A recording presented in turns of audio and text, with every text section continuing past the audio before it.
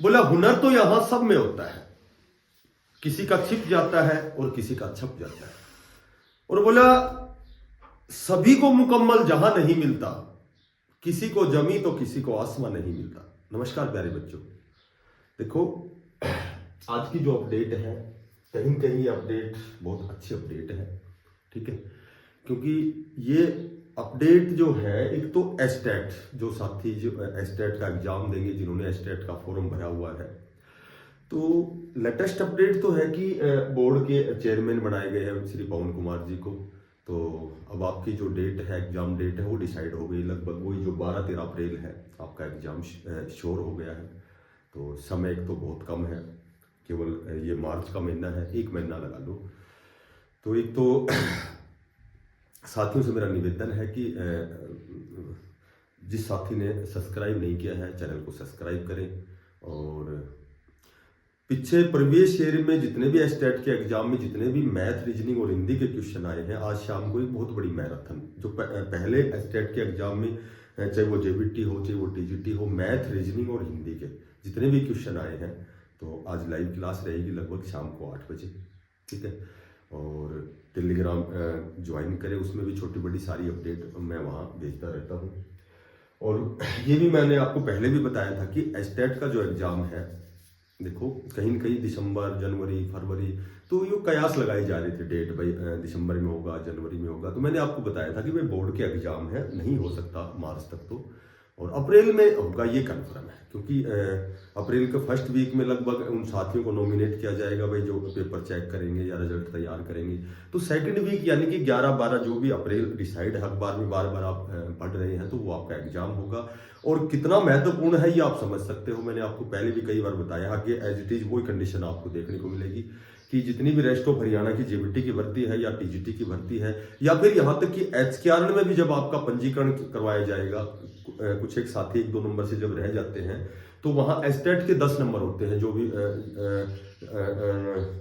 Out of 80 में से जब नंबर डिसाइड होते हैं, तो कहीं न कहीं जो जेबीटी, टीजीटी, पीजीटी के लिए एस्टेट बहुत मैंडेटरी होता है, क्योंकि उसके 10 नंबर मिलते हैं। और आगे आगे ऐसा भी होगा, आप देखना कि जो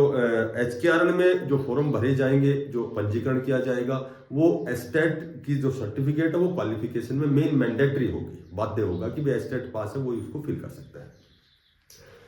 और अब हम बात करते हैं, देखो सबसे पहले बात करें हम जेबीटी की। देखो जेबीटी की, तो जेबीटी का रिजल्ट देखो कितने लंबे समय से बच्चे इंतजार कर रहे हैं। मैं इस वीडियो में केवल माननीय चेयरमैन साहब से ही हम्बल रिक्वेस्ट करूंगा, निवेदन करूंगा कि ये जो जेबीटी के जो बच्चे हैं, चूंकि इनका समय बताया गया है कि 12 मार्च के बाद में इनका डॉक्यूमेंट्स वेरिफिकेशन की लिस्ट आएगी, लेकिन फिर भी मैं निवेदन करूंगा, हम्बल रिक्वेस्ट करूंगा माननीय चेयरमैन साहब से कि देखो एक तो ये भर्ती 12 से 14 साल बाद आई है, ठीक है। और 12 से 14 साल एक बहुत बड़ी अवधि होती है, बहुत बड़ा ज़्यादा समय होता है कि देखो सबसे पहले तो जब बच्चा ग्रेजुएशन करता है, ठीक है, उसके बाद में 2 साल का जब वो एलिमेंट्री जो जेबीटी का डिप्लोमा करता है, उसके बाद बच्चों ने एस्टेट की तैयारी की है। कितने बहुत 90 नंबर लेना कोई आसान नहीं होता है, बहुत अच्छे लेवल का एग्जाम होता है एस्टेट का, ठीक है। फिर उसके बाद में फिर इन बच्चों ने सीडी ग्रुप का भी एग्जाम दिया होगा, ठीक है। इन्होंने डीएसएसबी में एग्जाम दिया होगा। पीछे ऐसे भी बहुत से, इसको मैं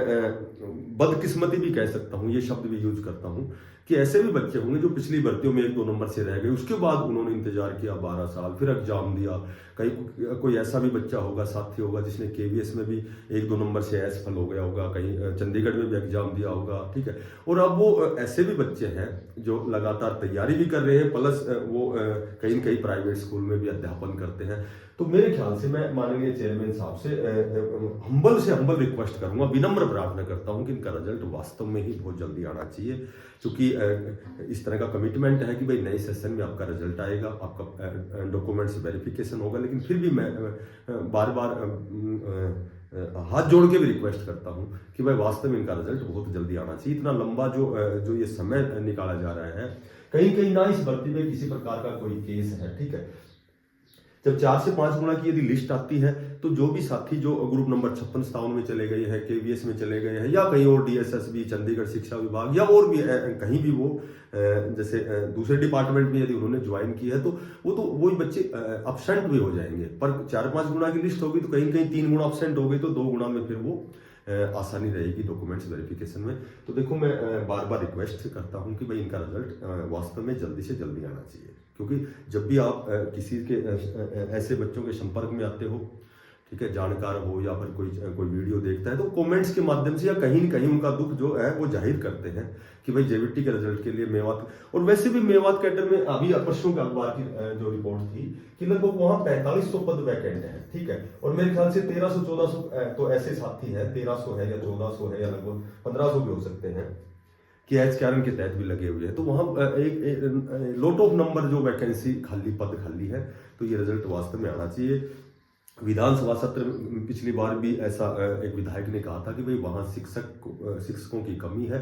तो ये नहीं समझ में आता कि भाई इनका रिजल्ट आखिर क्यों नहीं निकाला जा रहा। तो देखो बार बार यही रिक्वेस्ट करेंगे, ठीक है, कि भाई इनका रिजल्ट आना चाहिए, और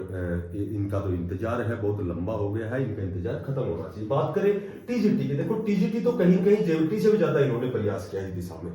इन्होंने तो जैसे मास्टर डिग्री भी की है, बहुत से साथियों ने, लगभग जो बीएड करता है वो मास्टर डिग्री भी करता है, ठीक है, ये भी ऐसे साथी हैं जो इनके भी जो भी छोटे मोटे जो केसेस थे उनका निवारण हो चुका है, लगभग सारा जो भी रिजर्वेशन का है या कोई भी है, तो इनका भी बहुत लंबे समय से, हालांकि इनके बारे में भी कहा गया है कि इनका रिजल्ट भी 12 मार्च के बाद आएगा, यानी कि नए सेशन में तो इनकी ज्वाइनिंग होगी, सब्जेक्ट वाइज इनकी वेटिंग लिस्ट आएगी, बहुत से पद यहाँ वैकेंट है, ठीक है। तो मैं माननीय चेयरमैन साहब से पुनः निवेदन करूंगा कि टीजीटी के भी बहुत से साथी हैं जो वास्तव में तनाव में है, बहुत लंबा इन्होंने इंतजार किया है, कहीं कहीं ये भी कहीं प्राइवेट स्कूलों में 5-7-10 हज़ार की नौकरी कर रहे हैं, ठीक है, और साथ साथ ये बहुत अच्छा प्रयास भी इन्होंने किया है, अच्छे मार्क्स भी अचीव किए हैं, बढ़िया तैयारी की है, तो अब इनका इंतजार भी बहुत लंबा हो गया है, तो इनका भी रिजल्ट कृपया करके आप जल्दी से जल्दी शीघ्र इनका रिजल्ट, इनकी वेटिंग जो लिस्ट है, वैकेंट जो रिजल्ट है, ये निकाला जाए। बात यदि करें हम D group HSSC D group की, सबसे ज्यादा पेंडिंग, सबसे ज्यादा जो कष्ट है वो तो डी ग्रुप के बच्चे। देखो मैं तो ये कहूंगा कि एक चपरासी की नौकरी के लिए, ठीक है, एक चपरासी की नौकरी के लिए ये इतना इंतजार, लगातार तनाव में, लगातार, मतलब वास्तव में बड़ा बुरा हाल जो है वो डी ग्रुप के बच्चों का, जबकि यहाँ डी ग्रुप के यहाँ इस भर्ती पे कोई किसी प्रकार का कोई केस भी नहीं है, ठीक है, कोई किसी प्रकार की सर्टिफिकेट का केस नहीं, क्योंकि ऑलरेडी पहले वो सारी फॉर्मेलिटीज पूरी हो चुकी हैं। तो डी ग्रुप के जो बच्चे हैं, देखो एक सबसे बड़ी तो बात यही है कि जब हम केवल एक चपरासी की नौकरी के लिए जब हम इतने संजीदा हो रहे हैं, इतने गंभीर हो रहे हैं, इतना इंतजार कर रहे हैं, तो कहीं कहीं हम समझ सकते हैं कि ये बच्चे वो हैं जो जिनको परिवार की जिम्मेदारियों का निर्वहन करना है, ये कह सकते हैं कि इनको परिवार की जिम्मेदारियां, जिनमें मूलभूत आवश्यकताएं आ गई, तो एक चपरासी की नौकरी के लिए कोई इतना प्रयास करता है, तो कहीं कहीं कितनी इनको रिक्वायरमेंट है, कितनी इनको आवश्यकता है, ये हम अच्छी तरह समझ सकते हैं। तो मैं माननीय चेयरमैन साहब से फिर बार बार रिक्वेस्ट करता हूँ कि डी ग्रुप की जो वेटिंग लिस्ट है वो मैक्सिमम वेटिंग लिस्ट, मैक्सिमम का मतलब जितनी सीटें वैकेंट हैं, कोशिश की जाए कि कम से कम रिपीट का मामला ना हो, और मैक्सिमम जितनी भी पद रिक्त है, कोई कहता है कि भाई डी ग्रुप में 13,657 पद थे, कोई कह रहा है कि 2660 में वो ऐड हुई थी, 17,000 हो गई, तो वो कितनी है वो ऑफिशियल डाटा तो किसी के पास नहीं है, ठीक है, ये सुनी सुनाई बातें होती हैं। बाकी कितनी भी सीटें वैकेंट हैं, देखो सबसे बड़ी बात तो ये है कि इनके साथ सबसे बड़ी गलती तो ये हुई है कि पहले सी ग्रुप का रिजल्ट आया है, अब वो डी ग्रुप वाले सारे बच्चे छोड़ के सी में चले गए, तो ये मैक्सिमम पद जो रिक्त हैं 8,000 है, 9,000 है, 10,000 है, ठीक है, तो अब तो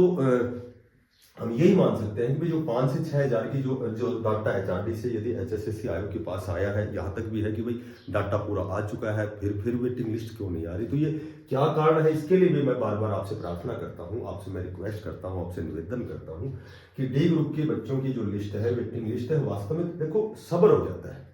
कि जैसे हमारा नहीं हुआ, 2 नंबर कम रह गए, 1 नंबर कम रह गया, लेकिन जब तक रिजल्ट नहीं आता, जब तक हमारी वेटिंग लिस्ट नहीं आती है, जब तक हम सोचते हैं, थोड़ा सा अप्रत्याशित की आशा करते हैं कि भाई संभवतः आशा के सहारे ही जीवन चलता है कि भाई हो सकता है मेरा सिलेक्शन हो जाए, ठीक है, क्योंकि दाएं बाएं से वही बातें सुनने को बार बार मिलती हैं, वही अखबारों में, वही जगह जगह साथियों से, तो वो सोचते हैं कि भाई हो सकता है कि 2 नंबर की बजाय 3 नंबर नीचे आ जाए, 4 नंबर हो सकता है मेरा हो जाए। तो वो रिजल्ट आने के बाद कहीं कहीं वो फिर वो तसल्ली हो जाती है। तो मैं फिर एक बार लास्ट में निवेदन करता हूँ कि कैटेगरी वाइज और इनका फिल्टर करके डी ग्रुप की वेटिंग लिस्ट बड़े से बड़े जितनी भी संख्या है आपके पास आती है, ठीक है। एक वो रिपीट का मामला कम से कम थोड़ा सा देखो, बहुत सी कानूनी टीम में बहुत से इंटेलिजेंट, ब्रिलियंट और बहुत से कुशाग्र बुद्धि वहाँ बैठे हैं। तो रिपीट का मामला ना हो और जल्दी से जल्दी आप इनकी वेटिंग लिस्ट निकालें, ठीक है। तो सभी साथियों से निवेदन है कि हो सके तो इस वीडियो को ज़्यादा से ज़्यादा शेयर करें, ठीक है। क्योंकि हमारे हाथ में तो केवल इतना ही है कि हम थोड़ा सा विनम्र निवेदन कर सकते हैं कि कम से कम ये बच्चे जो इतने दिन से पैनिक हैं, इंतजार कर रहे हैं, कम से कम इनका इंतजार खत्म हो। तो जो साथी नए हैं, चैनल को सब्सक्राइब करना, ज़्यादा से ज़्यादा शेयर करना। सभी साथियों को बेस्ट ऑफ लक, धन्यवाद, राम राम।